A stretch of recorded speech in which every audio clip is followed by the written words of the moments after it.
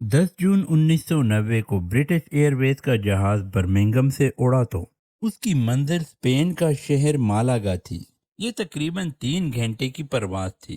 कप्तान टिम लैनकास्टर और उनके को पायलट एलास्टर एचेसन आराम से कॉकपिट में महू गुफ्तगू थे। एमके टीवी की वीडियोस में एक बार फिर से खुशामदीद। सब कुछ मामूल के मुताबिक हो रहा था। जहाज का अमला मुसाफिरों को खाना देने की तैयारी कर रहा था, जबकि मुसाफिरों की अक्सरियत स्पेन के साहिल पर छुट्टियां मनाने की तैयारी में मशगूल थी। फिर अचानक कुछ ऐसा हुआ जिसने सबको हैरान कर दिया। टेक ऑफ को 13 मिनट ही गुजरे थे कि जहाज के केबिन से जोरदार धमाके की आवाज आई। फ्लाइट अटेंडेंट नेगल ऑटगिन ने चंद ही लम्हे कबल दोनों पायलट्स को चाय का कप दिया था। उनको लगा कि केबिन में बम फटा है। सिडनी मॉर्निंग हेरल्ड से बात करते हुए नाइगल ऑगडन का कहना था कि पूरा केबिन जैसे धुंध से भर गया था। फिर अचानक जहाज नीचे की तरफ जाना शुरू हो गया। यही वो लम्हा था जब उन पर हकीकत आश्कार हुई। केबिन की एक खिड़की गायब हो चुकी थी और उस जगह एक वादह शिगाफ मौजूद था। इससे भी अजीब बात यह थी कि इस शिगाफ से जहाज के कप्तान टिम लैनकास्टर बाहर लटक रहे थे। मुझे सिर्फ उनकी टांगें नजर आ रही थीं। मैंने छलांग लगाई और उनको कमर के गिर से दबोच लिया। ऐसा महसूस हो रहा था जैसे जहाज से कोई चीज बाहर की तरफ खींच रहा है। एक ऑक्सीजन की बोतल जो नीचे गिर चुकी थी उड़कर मेरे सर पर आकर लगी। ऐसे में नाइगल ऑगडन के लिए कप्तान को मजीद पकड़ कर रखना मुश्किल हो रहा था। टिम का बाकी जिस्म भी आहिस्ता आहिस्ता जहाज से बाहर की जानिब खिसक रहा था। लेकिन खुशकिस्मती से उसी वक्त केबिन के अमले के 2 अरकान साइमन रॉजर्स और जॉन हेवर्ड भी केबिन में दाखिल हुए।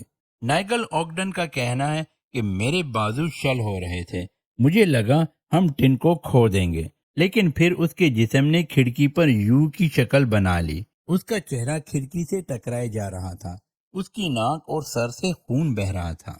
सबसे खौफनाक मंजर उसकी आंखों का था, जो हवा के जोर से पूरी खुली हुई थी। मैं वो मंजर कभी नहीं भुला सकता। एक दस्तावेजी सीरीज मे डे में पायलट टिम लैनकास्टर ने बताया कि उनको याद है कि जहाज की विंड स्क्रीन एक गोली की तरह गायब हुई, जिसके बाद मुझे लगा जैसे मैं हवा में बुलंद हुआ और मुझे याद है कि मैं जहाज से बाहर मुअल्लिक था। उनका कहना है कि उनके लिए सबसे मुश्किल चीज सांस लेना था। मुझे जहाज की दुम और इंजन नजर आया। उसके बाद मुझे कुछ याद नहीं। मेरी यादाश्त उस लम्हे के बाद रुक गई थी। फ्लाइट अटेंडेंट रॉजर्स ने कप्तान के पैर सीट से बांधकर उनके टखने पकड़ लिए। इन सबको लगा कि टिम मर चुका है। तकरीबन 400 मील फी घंटा की रफ्तार से हवा टिम के जिस्म को जहाज से बार बार टकराने पर मजबूर कर रही थी। अमले को ये खौफ भी था कि अगर उन्होंने टिम के जिस्म को छोड़ दिया तो वो जहाज के इंजन से टकरा सकता है। को पायलट एचिसन ने जहाज का कंट्रोल संभालने की कोशिश की और अमले ने जहाज में सवार 81 मुसाफिरों को इत्मीनान दिलाने की कोशिश जारी रखी। एक मुसाफिर ने बताया, एक फ्लाइट अटेंडेंट जहाज के पिछले हिस्से में खड़ा रो रहा था। मुझे लगा जहाज क्रैश करने वाला है।